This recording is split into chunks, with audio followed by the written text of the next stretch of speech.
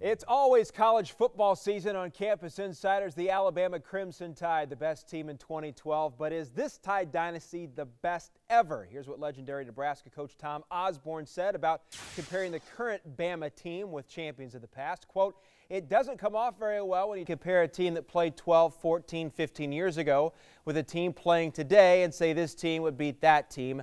Nobody knows." We know.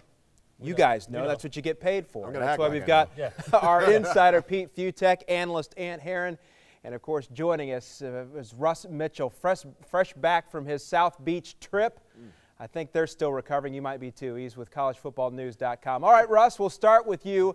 We know your affinity for the SEC. Only 3 programs have won 3 titles in 4 years. Where does this Alabama dynasty rank? You know, if you're looking at it over a short period of time, what Nick Saban and the Crimson Tide have been able to do recently, when you consider that this is the golden era of the SEC, and when you consider in the modern day all the restrictions trying to create parity amongst all the teams, when you think about what Nick Saban has been able to accomplish in the short term, it's Alabama. And long term, there are few people that were better than the Bear. Over 21 years, 6 titles, 14 SEC titles, 18 top 10s, 13 top 5s. So, you know, no matter how you slice it down, I think that the dynasty question goes to Alabama. There are 2 ways to look at what Alabama is doing right now. On the one hand, it took 2 epic breaks for them to get these last 2 national championships. One, it helped that Kansas State and Oregon didn't get there.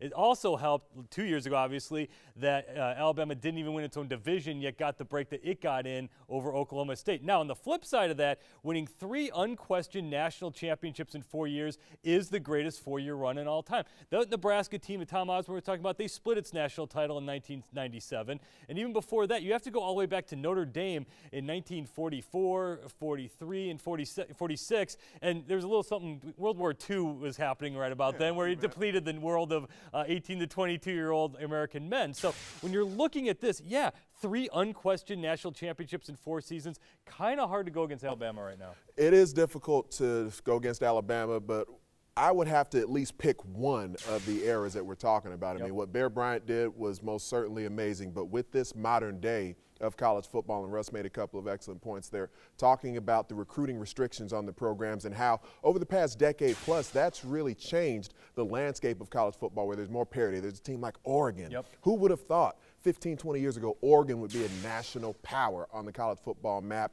Kansas State, you can throw them in that same discussion, but Alabama, aside from everything else, all the short attention spans of the modern day athlete, they've been able to recruit with, you know, as well as anyone in the country, and 3 out of the last 4 national championships. And if not for Cam Newton, they could have been looking at 4 out of the last 4. I mean, it really is incredible. 2 things to remember when you're comparing dynasties. There's pre-1970 and post-1970. Roughly before 1970, they didn't count bowl games when it comes to national championships. After 1970, they started using bowl games a little bit more. So a lot of these dynasties, like those Notre Dame teams we just mentioned, they didn't have to play bowl games to win national championships. Now Alabama's got to win SEC championships and national championships, and you had the integration issue. You had a lot of teams that wouldn't play, teams that were mixed back then. It's kind of the dead ball era versus the live ball era. So you've got to kind of look at the both eras and say that this is kind of one era, this is another era, but for each era, it's hard to go against Alabama for right now. Well, here's the thing, too. We're at the point where Alabama's good today, but there's a very good likelihood that this dynasty is not over. I mean, the latest Scout.com recruiting statistics and rankings have the Tide ranked 8th with more than 100 more top 100 players really than any other program in the country. So it's not just recruiting. Look at their schedule next year. I mean, their schedule next year, once again, is going to be one of the easier schedules in the SEC.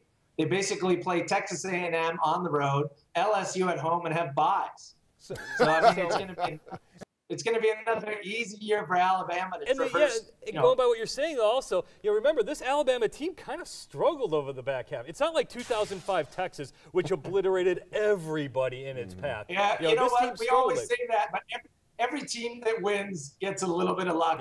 I mean, LSU in 07 got, 2 losses and got in. So everybody needs a little bit of luck. And by the way, Big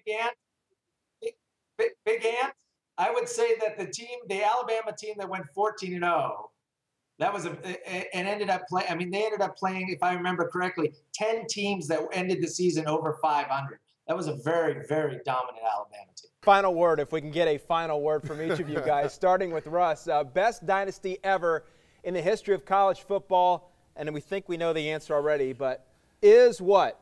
It's the best dynasty in college football. Best dynasty in college football, given all the restrictions I mentioned at the beginning, to try to create parity. And given the fact that this is the peak of the SEC, I'll say Alabama over the last 4 years. Very good. I'm going to go pretentious here. Those Oklahoma teams from 1953 to 1957, the 47-game winning streak, going from 1952 to 1958 with 2 losses and 2 ties. Kind of hard to go against that record, even though they didn't play a lot of great teams, but they were still amazing. Wow. I would say that the university of college football, really, when you look at several different decades, is Miami. So I would take this one stretch win from Alabama right now over any other in history. But when you look at a program as a whole, I'd say Miami. And it says something about those Miami teams that those losses, like to Notre Dame in '88 or on the Hail Mary to Flutie, when they lost, it was an epic event. It wasn't just like it wasn't something cheap. They lost. It was one of the games for the ages. 3 great minds and 3 great different answers from different eras. Appreciate it. All right, guys. Always fun to hear your opinions. Which current college coaches not named Kelly or Saban would make the best play callers in the NFL? Be sure to check out the roundtable discussion only on CampusInsiders.com.